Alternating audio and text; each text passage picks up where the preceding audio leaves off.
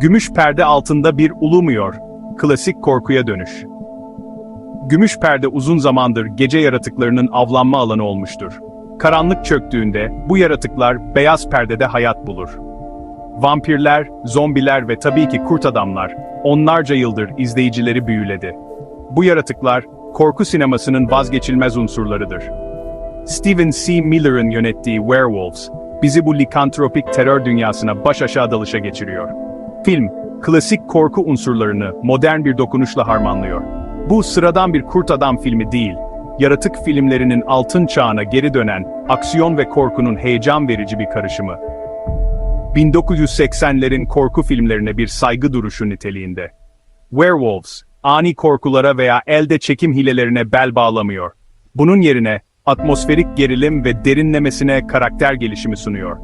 Bunun yerine, gerçekten korkutucu bir deneyim sunmak için pratik efektleri ve ham, içgüdüsel aksiyonu benimsiyor. Bu, izleyiciyi koltuğunun kenarında tutan bir film. Ay geri ısırdığında, süper ay fenomeni. Hayal edin, şaşkınlığın göksel ışığı olan ay, kaosun habercisi oluyor. Film, ürpertici bir konsepti ortaya koyuyor. İnsanlığa ilkel bir lanet getiren bir süper ay olayı. Ay, dünyaya en yakın noktasına ulaştığında, nüfusun önemli bir bölümünde genetik bir düğmeye basılıyor. İnsanlar, avlanma ve öldürme içgüdüsüyle hareket eden kana susamış kurt adamlara dönüşüyor. İlk süper aydan bir yıl sonra, dünya nefesini tutuyor. İnsanlık için kıyamet anlamına gelebilecek ay olayının kaçınılmaz dönüşüne hazırlanıyor.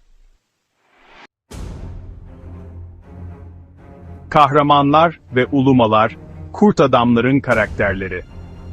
Bu likantropik kabusun merkezinde, eski bir özel kuvvetler operatörü olan ve biyokimyacıya dönüşen Wesley Marshall var. Frank Grillo tarafından soğuk bir yoğunlukla canlandırılan Marshall, insanlığın son umudu oluyor. Kişisel bir trajediyle perişan olan Marshall, kendini kurt adam lanetine bir çare bulmaya adıyor. Her biri kendi motivasyonları ve mücadeleleriyle farklı bir karakter grubuna katılıyor. Werewolves'daki karakterler sadece arketipler değil, olağanüstü koşullara eğitilen, kendi ölümlülükleriyle ve insanlığın içinde gizlenen karanlıkla yüzleşmek zorunda kalan bireyler. 4. Bölüm, Canavarları Yönetmek, Miller'ın likantropik terör vizyonu. Stephen C. Miller'ın yönetmenliği, klasik korku filmlerinin pratik efektlerine ve cesur atmosferine bir aşk mektubu niteliğinde. Gerçek korkunun dijital mükemmellikte değil, somut ve içgüdüsel olanda yattığını anlıyor. Miller, her sahneye nüfuz eden bir korku atmosferi yaratmak için gölgeleri ve sesi kullanarak ustaca gerilim yaratıyor. Kurt adam saldırılarının vahşetini göstermekten çekinmiyor. Ancak bunu gereksiz yere kan dökerek yapmıyor. Filmin estetiği, neon ışıklı şehir manzaraları ve synth ağırlıklı müzikleriyle 80'lere bir geri dönüş. 5. Bölüm, Pençeler, Dişler ve Pratiklik, Yaratık Efektleri Sanatı. Werewolves'ın en çarpıcı yönlerinden biri, pratik efektlere olan bağlılığı ve detaylarıdır. CGI'nin korku türüne hakim olduğu bir çağda, Miller, yaratıkları geleneksel yöntemleri kullanarak hayata geçirmek için cesur bir seçim yapıyor. Oscar adayı yaratık yaratıcısı Alec Gillis tarafından tasarlanan bunlar, tipik Hollywood kurt adamlarınız değil, dönüşümleri korkunç ve rahatsız edici, tüm kanlı ihtişamlarıyla yakalanmış. Pratik efektlerin kullanımı, filmi bir gerçekçilik duygusuyla temellendiriyor ve tehdidi çok daha yakın ve korkutucu hissettiriyor.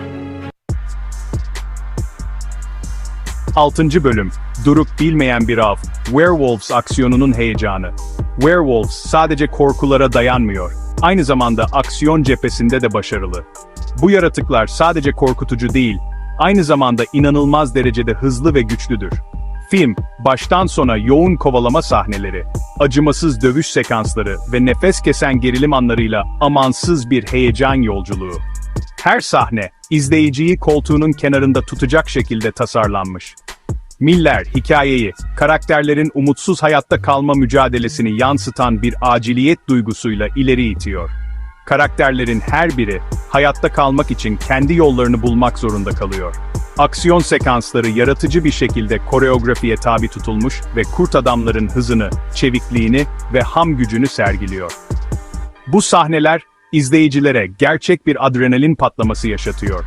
Film ayrıca, bu canavarca düşmanlara karşı savaşmak için zekalarını ve becerilerini kullanan insan karakterlerin becerikliliğini de vurguluyor. İnsanlar, hayatta kalmak için her türlü stratejiyi deniyor.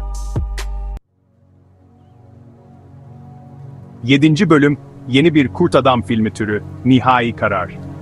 Werewolves, kurt adam türüne yeni bir soluk getiriyor. Bu film, klasik kurt adam hikayelerine modern bir dokunuş katıyor ve izleyiciyi baştan sona büyülüyor.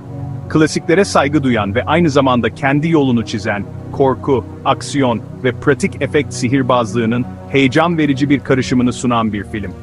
Bu, hem eski hem de yeni korku hayranlarını memnun edecek bir yapım. Steven C. Miller'ın yönetmenliği, yaratık filmlerinin altın çağına saygı duruşunda bulunurken, türe çağdaş bir hava katıyor. Kendinden emin ve şık. Yönetmenin vizyonu, filmi benzersiz kılıyor. Frank Grillo, soğuk yoğunluğu ve duygusal derinliğiyle filmi sabitleyen Wesley Marshall rolünde güçlü bir performans sergiliyor. Onun performansı, filmin duygusal çekirdeğini oluşturuyor. Werewolves, sıradan bir canavar filminden daha fazlası. Hayatta kalma, fedakarlık ve insan ruhunun kalıcı gücü hakkında bir hikaye. Bu film, izleyiciyi derin düşüncelere sevk ediyor. Sizi nefes nefese, dehşete düşmüş ve tamamen eğlenmiş bırakacak bir film. Her sahnesiyle izleyiciyi koltuğuna mıhlayan bu yapım, unutulmaz bir deneyim sunuyor.